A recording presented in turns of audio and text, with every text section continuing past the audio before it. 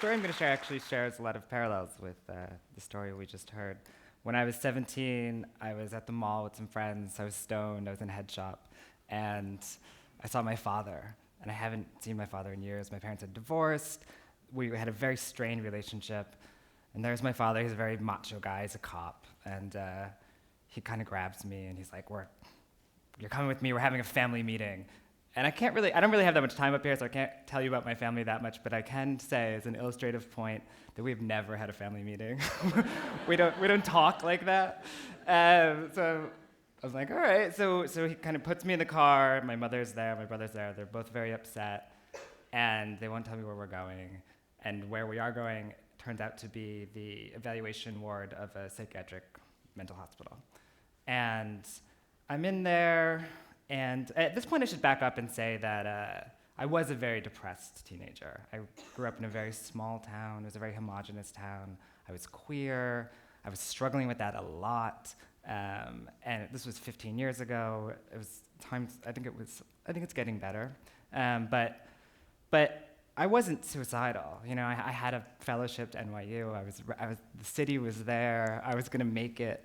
But the other thing that I should tell you is that I had been keeping a journal, and it was kind of the baby steps of a fiction writer. It was a lot of fantasy, a lot of like my desires, and it was very angsty. And anybody who came across it was very personal, and anybody who came across it would think that this was a troubled mind, and that is exactly what happened.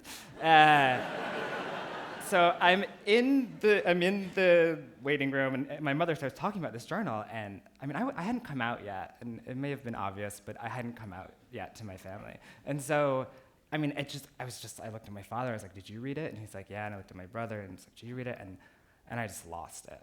And I'm gonna give one piece of advice during this talk, and that is, if you're going to have a meltdown, if you're gonna throw furniture around the room, if you're gonna cry and really let yourself go, scream, don't do it in the evaluation ward of a psychiatric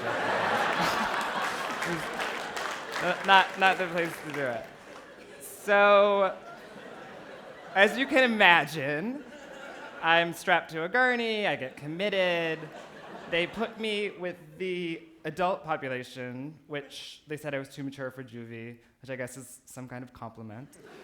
And it was horrible. I mean, I wasn't going to kill myself, but after a couple months in the mental hospital, I decided that was a really valid option. The people that I met there had been there for years, and they were like, I was your age when I came in here, and I felt really betrayed by my family. I felt like I didn't have a family to return to. So when I got out, I took an overdose. I was in a coma.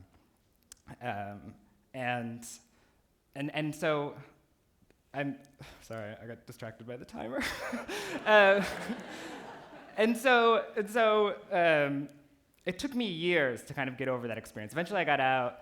I decided to make a novel, make narrative out of my experience. And I started writing about my family as a way to get back to my family. I wanted to kind of, return to them.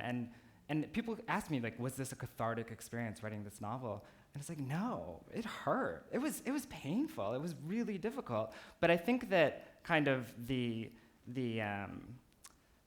beauty, the grace, like I had to visit the trauma again. I had to go back and think about my childhood, but I had to understand my characters. I had to understand kind of that my parents loved me, that they were concerned for me, that you can want to protect your family and also punch your children, that there are all of these kind of complexities that I had to, as a writer, as a storyteller, I had to get them all in there, and I had to make it messy, and I had to hurt. And so I think if I have anything to say about storytelling and kind of the grace of storytelling, it's that, for me, I've learned to keep it messy, to keep it painful, and to try and make it beautiful.